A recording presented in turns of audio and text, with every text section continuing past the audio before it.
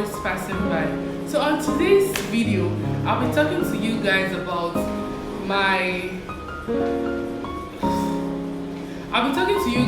how I was able to escape rape, or how I don't know.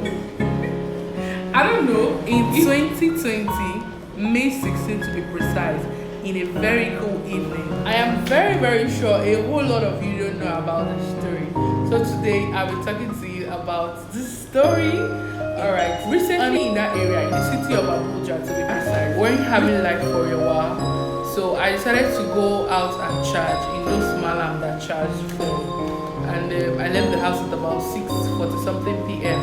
And on my way back, it started drizzling. So I was wondering how come, because there was no sign, there was nothing, and it started raining. So I was still calm because it was really not heavy. And coming back, I sighted 6 guys, and I was able to recognize 2 of them because they were facing me while I was coming.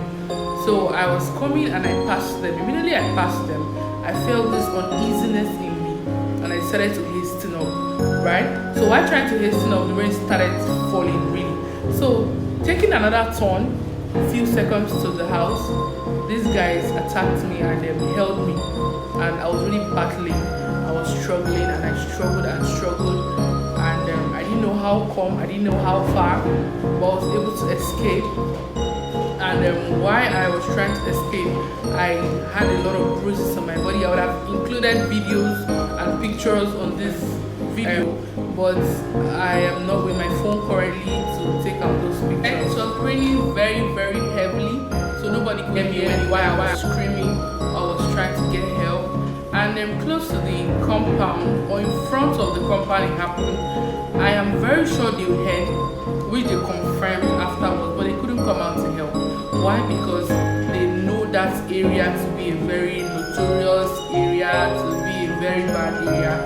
So when things happening like that and it's raining, everybody just stay in their house to avoid issue. Everybody wants to be safe, nobody wants to get hurt, you know. So I was really battling with my life, I was battling with my sanity, I was battling with a whole lot of things, and God helped me, I was able to make my way. And somehow they left me. There were 6, I counted them. How these 6 guys couldn't even have their way with me, I don't know. During that process, my mom's phone got bad, and I made my way to the house. It was banging the gate so seriously, and they were like, what's happening? Is somebody here to rob? They even forgot I was outside. So I finally got in, and I was shouting they should lock the door. At some point, few minutes, I was just traumatized, I was just down. In fact, I died 3 times. I woke up because it was a mind-blowing shock. It was something I've never experienced. I've never heard anybody's story at that time. I've never heard anything about being raped or what. I had serious injury around my knee, and you know anything that happens to your knee, especially when you're fleshing, it really takes time to heal. It really takes a whole lot of time, right? So it happened, and I was able to relax. I was able to be calm for a few minutes before my uncle and the rest asked me a few questions. So it took a whole lot. It took God's grace to gain my sanity, because I was battling with depression, I was battling with trauma. It didn't happen here, but a whole lot went through my head because there were 6 guys. So I had so many imaginations in my head. What if the 6 guys were able to have their way? And a whole lot. In fact, I don't even wish this to happen to any of my enemies, not to talk of my friends and my well-wishers. So it happened, and that night I was questioned, I was asked a few things, because at that time they were targeting few guys that they've been having repeated occurrences about rape, and they always get their way. Like, this will be the first time they are not having their way. They are going on this journey or assignment, and it's been failed.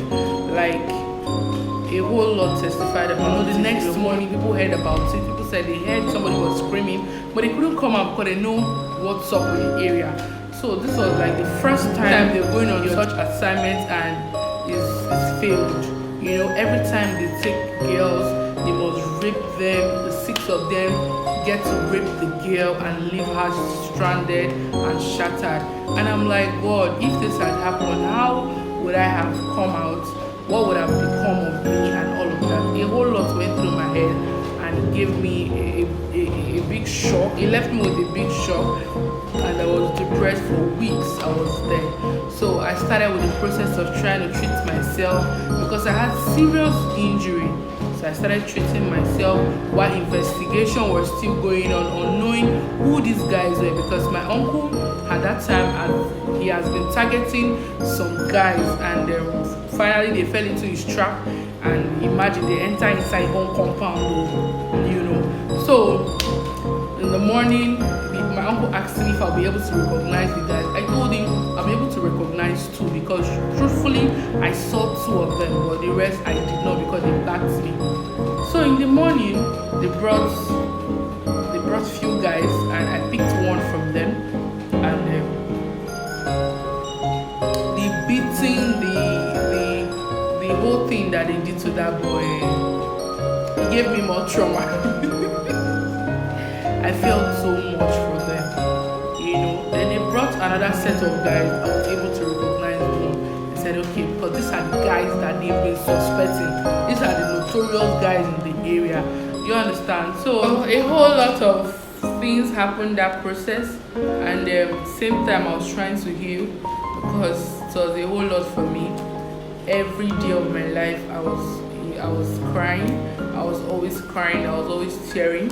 And I just had a few friends that came around and would always console me, would always try to make me go out of that, my depression and my, you know, I was really traumatized, trust me. So I tried to heal. A particular friend of mine would always come around, gist to me, take me on a walk, because anytime I am alone, I'm automatically crying. I'm automatically depressed, I'm automatically down. And it took God's grace to get me out of that situation. It wasn't an easy one for me. And stay tuned. I'll be posting the part 2 of this video on how I will post the part 2 of this video of my court experience. I took the case to court, and I'm posting the part 2 of this video. So for now, this is the testament that God is good and there's nothing any juju can do about it. God has, you know, when I think about some things, I am like, God has really rescued me from so many things that should have taken my life.